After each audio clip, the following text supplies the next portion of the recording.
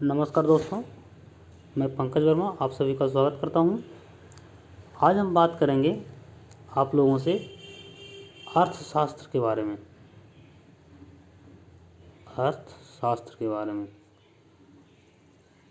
अर्थशास्त्र की परिभाषा के बारे में बात करेंगे और इसके टाइप्स के बारे में, कितने प्रकार के हैं। तो आइए हम बात करते हैं आगे। अर्थशास्त्र जो वर्ड है उसकी उत्पत्ति कैसे हुई है। तो अर्थशास्त्र की जो उत्पत्ति हुई है, यानी इस वर्ड की उत्पत्ति जो हुई है, यूनानी शब्द ओकियोनोमिया से हुई है। ओकियोनोमिया, ध्यान रखिएगा, ओकियोनोमिया से हुई है। जो यह स्वयं दो शब्दों के मेल से बना है, और ये दो शब्द हैं ओकियोस प्लस नोमोस। ओकियोस प्लस नोमोस, जिसका हिंदी में अर्थ होता है, यानी कहने का मतलब इसका ओकियोस और नोमोस का अर्थ अगर हम देखें तो ओकियोस का मतलब होता है परिवार, फैमिली।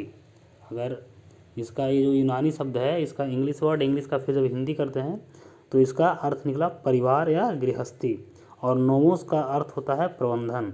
तो इससे यह निकल के आता है अर्थ गृह प्रबंधन, यानी कि अर्थशास्त्र का मतलब हुआ गृह प्रबंधन। लेकिन ये बहुत पहले की बात रह गई। गृह प्रबंधन कहने का मतलब अब अर्थशास्त्र का जो अर्थ हो गया है वो कुछ ब्रॉड हो गया है, बहुत छोटे स्तर पे इसकी बात की जाती है।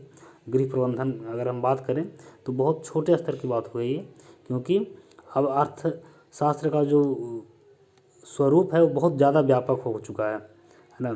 तो हम इसकी अगर परिभाषा की बात करेंगे तो अगर छोटे स्तर पर बात करते हैं तो सिंपल गृह प्रबंधन की प्रक्रिया का अध्ययन, यानी कि वह विषय जिसके अंतर्गत गृह प्रबंधन की प्रक्रिया का अध्ययन करते हैं उसे हम अर्थशास्त्र कहते हैं। लेकिन यह अब अप्रासंगिक हो गया है। मतलब कहने का मतलब है कि ये आपका परिभाषा जो है उतना प्रभावशाली नहीं होगा। तो अब का जो समय है उसके अनुसार अगर परिभाषा की बात करेंगे तो इसका परिभाषा होगा वस्तुओं एवं सेवाओं के उत्पादन, वितरण एवं उपभोग की प्रक्रिया का अध्ययन अर्थशास्त्र कहलाता है। ये परिभाषा जो है आज के डेट में ज़्यादा प्रासंगिक है। ध्यान रखिएगा, वस्तुओं और सेवाओं के उत्पादन, वितरण और उपभोग की प्रक्रिया का अध्ययन जो है वो अर्थशास्त्र कहलाता है। अब हम बात करेंगे अर्थशास्त्र का प्रकार, अर्थशास्त्र का जो है क्लासिफिकेशन।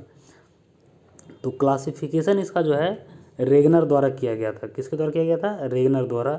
इसके लिए इन्हें नोबेल प्राइज़ भी मिला था इकोनॉमिक्स का 1969 ईस्वी में, है ना, रेगनर जी को।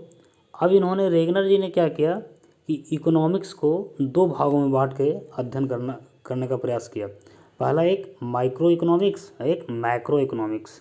माइक्रो का मतलब हो गया व्यष्टि अर्थशास्त्र और मैक्रो का मतलब हो गया समष्टि अर्थशास्त्र। व्यष्टि अर्थशास्त्र का मतलब हो गया सूक्ष्म हिस्सों का अध्ययन, यानी कि सूक्ष्म स्तर पर अगर हम अध्ययन करें अर्थशास्त्र का तो वह माइक्रो कहलाएगा। माइक्रो, जैसे हम परिवार के स्तर पे, हमारे परिवार में कितना इनकम है, कितना खर्च है, अगर हम इसका अध्ययन करें, है ना, तो यह माइक्रो व्यष्टि अर्थशास्त्र कहलाएगा। या किसी औद्योगिक इकाई है उसका मतलब इनकम, ये सब अगर अध्ययन करें किसका, उसका कितना आय है, कितना व्यय हो रहा है ना, कितना लाभ हो रहा है, तो उन चीज़ों को अगर हम अध्ययन करें तो वो कहलाएगा व्यष्टि अर्थशास्त्र। इसके ठीक इधर समझिए, मैक्रो तरफ ये समष्टि अर्थशास्त्र, ये बड़े स्तर पे जो है अर्थशास्त्र का अध्ययन किया जाता है। इसके अंतर्गत हम बाजार का अध्ययन करते हैं। बाजार के अंतर्गत हम उसकी मांग और आपूर्ति की प्रक्रिया का अध्ययन करते हैं। राष्ट्रीय स्तर पर आर्थिक क्रियाओं का अध्ययन करते हैं। तो ये जब इतने राष्ट्रीय लेवल पे, अंतर्राष्ट्रीय लेवल पे चीज़ों का अगर हम अध्ययन करते हैं तो ये कहलाता है समष्टि अर्थशास्त्र। अब इससे आर्थिक क्रिया क्या क्या होती है? आर्थिक क्रिया में जैसे आप ये समझिए, आर्थिक समृद्धि, आर्थिक विकास, राष्ट्रीय आय, है ना, आर्थिक नीतियाँ, मौद्रिक नीतियाँ, मुद्रास्फीति, अगर ये सब चीज़ों का हम अगर अध्ययन करते हैं, जैसे हम ऐसा सुनते हैं कि भारत का जीडीपी इतना है, चीन का इतना है, अमेरिका का इतना है, उसका मुद्रास्फीति वहाँ इस देश का ज़्यादा हो गया, उसका कम है। तो ये सब चीज़ें जब जो हम वैश्विक राष्ट्रीय लेवल से ले करके हम वैश्विक लेवल तक जब अध्ययन करते हैं तो वो कहलाता है आपका मैक्रो इकोनॉमिक्स, समष्टि अर्थशास्त्र। तो मुझे पूरी उम्मीद है कि आप ये चीज़ें समझ पाए होंगे। आज के लिए इतना ही, धन्यवाद।